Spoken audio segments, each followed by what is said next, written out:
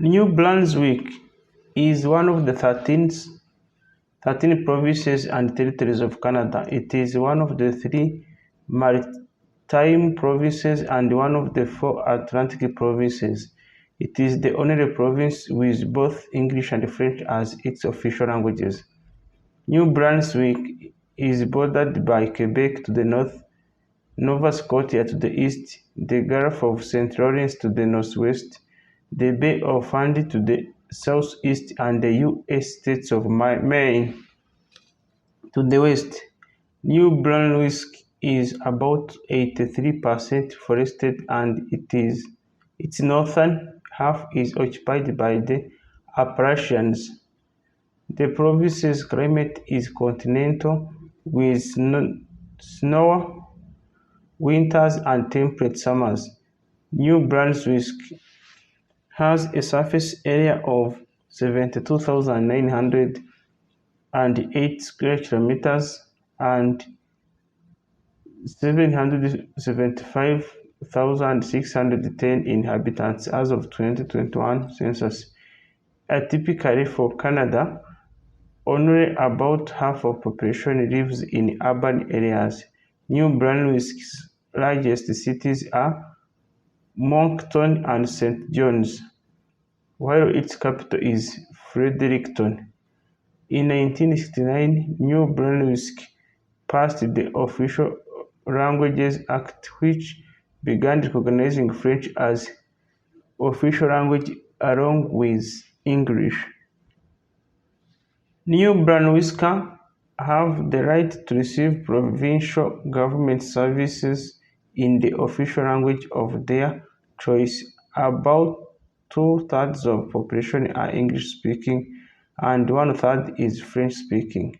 New Brunswick is home to the most of the cultural region of Acadia and most Acadians. New Brunswick's variety of French is called Acadia French, and 7 regional accents can be found.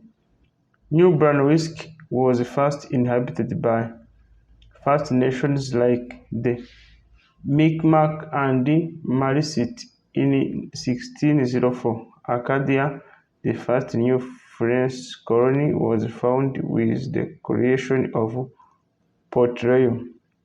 For 150 years afterwards, Acadia changed hands a few times due to numerous conflicts between France and the United Kingdom. From 1755 to 1766, the British deported Acadians en masse, an event known as Great Upheaval. This, along with the Treaty of Paris, solidified Acadia as British property in 1784, following the travel of many royalists fleeing the American Revolution. The colony of New Brunswick was officially created, separating it from what is now Nova Scotia in early 80s. New Brunswick prospered and the population grew rapidly. In 1867, New Brunswick decided to confederate with Nova Scotia and the province of Canada, now Quebec and Ontario, to form Canada. After confederation, shipbuilding and lumbering declined, and protectionism disputed trade with New England. From mid-90s onwards, New Brunswick was one of the poorest regions of Canada, a fact eventually mitigated by transfer payments. However, the province has seen the highest eastward migration in 45 years in both rural and urban areas, as people living in Ontario and other parts of Canada migrate to the area. As of 2002, the provincial GDP was derived as follows: services, about half being government services and public administration, 43%, construction, manufacturing, and utilities, 24%, real estate rental, 12%, wholesale and retail 11%, agriculture, forestry, fishing, hunting, mining, oil and gas extraction 5%, transportation and warehousing 5%.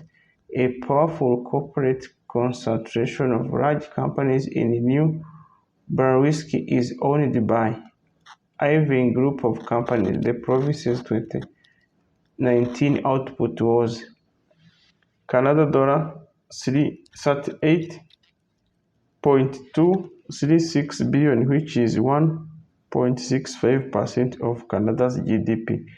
Tourism accounts for 9% of the labor force, either directly or indirectly. Popular destinations including Hopewell Rocks, Fundy National Park, Magnetic Hill, Coachbugook National Park, and Roosevelt Campbell International Park. New Brunswick lies entirely within the Appalachian mountain range. The rivers of New Brunswick drain into either the Gulf of St. Lawrence to the east or the Bay of Fundy to the south. This watershed includes lands in Quebec and Maine. New Brunswick and the rest of Maritime Peninsula was covered by thick layers of ice during the last glacial period, the Wisconsin glaciation. It cuts U-shaped valleys in the Saint John and Nepisiguit River Valley and pushed granite boulders from the Miramichi Highlands south and east, leaving them as erratics when the ice receded at the end of Wisconsin glaciation, along with depots such as Escars between Woodstock and St. George, which are today sources of sands and graves. The four Atlantic provinces are Canada's least populated, with New Brunswick the third least populous at 775,610 in 2010, up to 3.8% since 2016. A most recent estimate is that the population surpassed 800,000 in March 2022. The Atlantic provinces also have higher rural population. New Brunswick was largely rural until 1951. Since then, the rural-urban split has been roughly even. Population density in the Maritimes is above average among Canadian provinces. This reflects their small size and the fact that they do not possess large unpopulated winterlands like the other 7 provinces and 3 territories. New Brunswick 120 municipalities cover 8.6% of province's land mass, but are home to 65.3% of its population. The 3 major urban areas are in the south of province and are Great Moncton, population 157,717, Greater Saint John, populated 130,613, and Great Fredericton, populated 108,610. In 2001 census, the most commonly reported ethnicities were British 40%, French Canadian and Acadian 31%, Irish 18%, other European 7%, First National 3%, Asian Canadians 2%. Each person could choose more than one ethnicity. As of 2021 Canadian census, the most spoken language in the province included English, French, Spanish, Arabic, Tagalog, Hindu. The question on knowing of languages allows for multiple responses. According to the Canadian Constitution, both English and French are the official languages of the New Brunswick, making it the only official bilingual province. Government and public services are available in both English and French. For education, English language and French language systems serve the two linguistic community at all levels. Anglophone New Brunswick make up roughly two-thirds of the population, while about one-third are Francophone. Recently, there have been growth in the number of people reporting themselves as bilingual, with 34% reporting that they speak both English and French. This reflects a trend across Canada. According to the 2021 census, religious groups in New Brunswick include Christianity, religion, Islam, Hinduism, Sikhism, Buddhism, indigenous spirituality, Judaism, others. In the 2011 census, 84% of provincial residents reported themselves as Christians, 52 were Roman Catholic, 8% Baptist, 8% United Church of Canada, 7% Anglican, and 9% other Christians. 15% of residents reported no religion. As of October 2017, seasonally adjusted employment is 73,400 for the goods producing sector and 280,900 for the services producing sector. Those in the goods producing industries are mostly employed in manufacturing or construction, while those in services work in social assistance, trades, and healthcare. A large portion of the economy is controlled by the Irving Group of companies, which consists of holdings of the family of K.S. Irving, the companies having significant holdings in agriculture, forestry, food processing, freight transport, including railways and trucking, media, oil, and shipbuilding. A large number of residents from New Brunswick are employed in the primary sector of industry. More than 13,000 New Brunswickers works in agriculture, shipping products worth of $1 billion USD, half of which is from crops and half of that from potatoes, mostly in Saint John River Valley. McCain Foods is one of the world's largest manufacturers of frozen potato products. Other products include apples, cranberries, and maple syrup. New Brunswick was in 2015 the biggest producer of wild blueberries in Canada. The value of the livestock sector, about a quarter of $1 billion, nearly half of which is dairy. Other sectors include poultry, fur and goat shipping, and pigs. Forest management in the province is particularly opaque.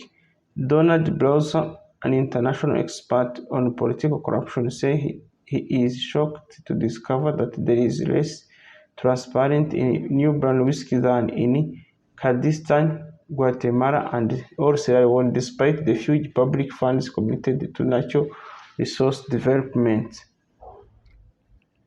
Public education, elementary and secondary education in the province is administered by the Provincial Department of Education and Early Childhood Development. New Brunswick has a parallel system of Anglophone and Francophone public schools. In the Anglophone system, approximately 27% of students are enrolled in French immersion programs.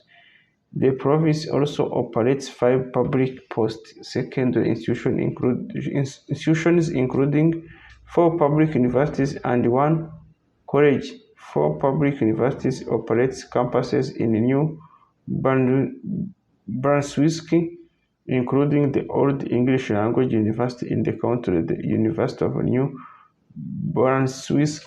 Brunswick. Other English language public universities include Mount Edison University and Saint Thomas University. Université de Moncton is the province's only French language university. All four universities offer undergraduate and postgraduate education. Additionally, the Université de Moncton and the University of New Brunswick also provide professional programs.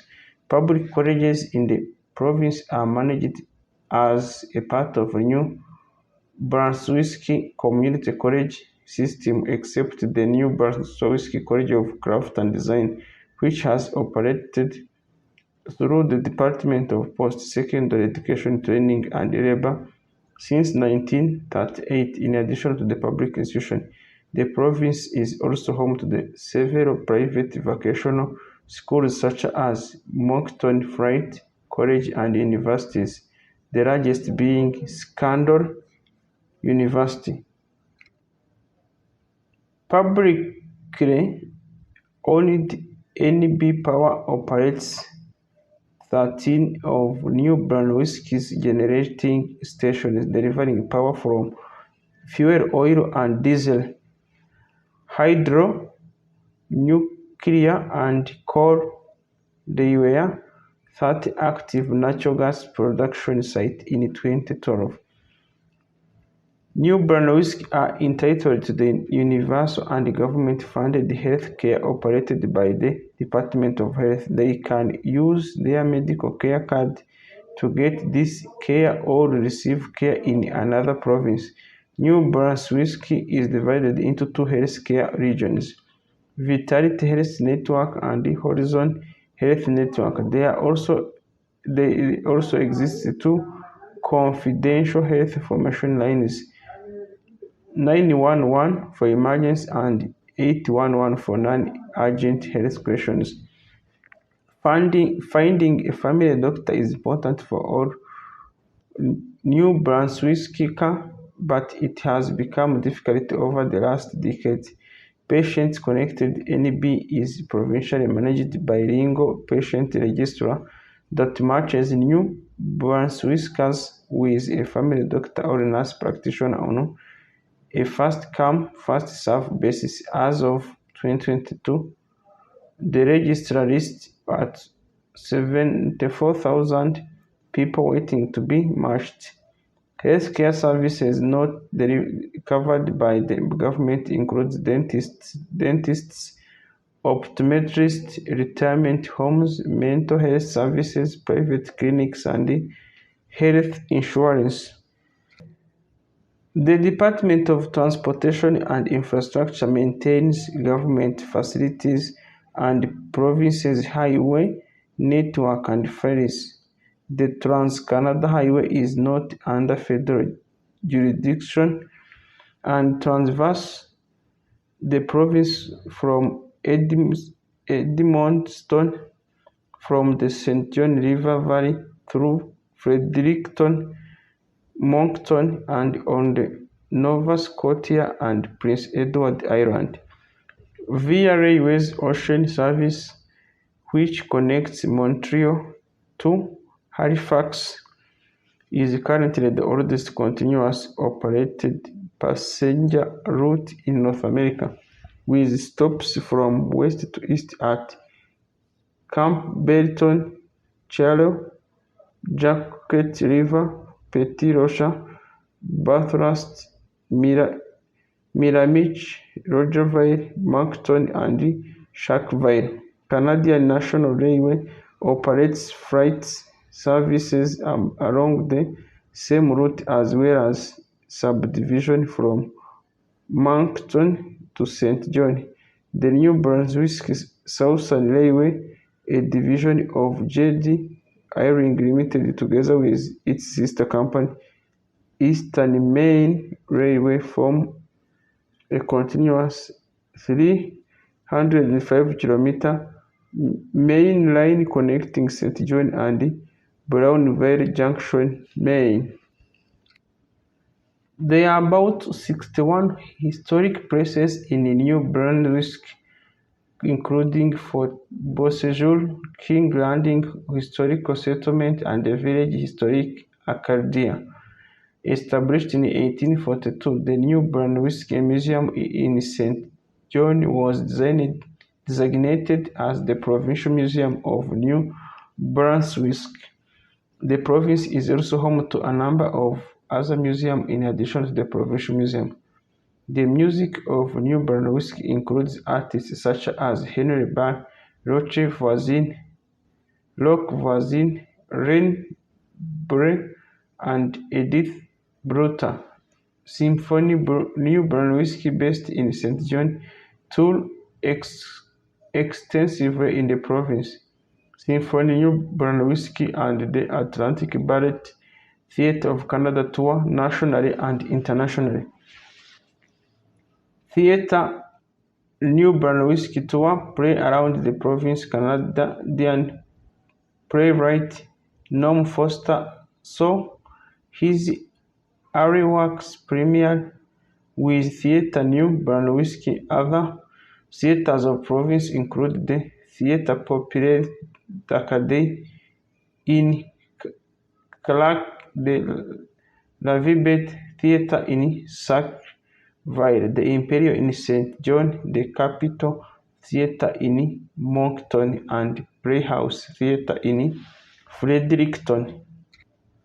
New Brunswick is home to many galleries across the province, including the Beaverbrook Art Gallery, which was designated as New Brunswick's Provincial Art Gallery in 1994, and the Gallery Louis A. Robin Cohen at the University of Moncton. New Brunswick also has 4 artist-run centers: Connection Arc located in Fredericton, Gallery Sano in Moncton, Strength Gallery in Sackville, and the Third Space Gallery in Saint John, as well as one artist-run print shop, Atelier de Stampe Images, is located in Moncton.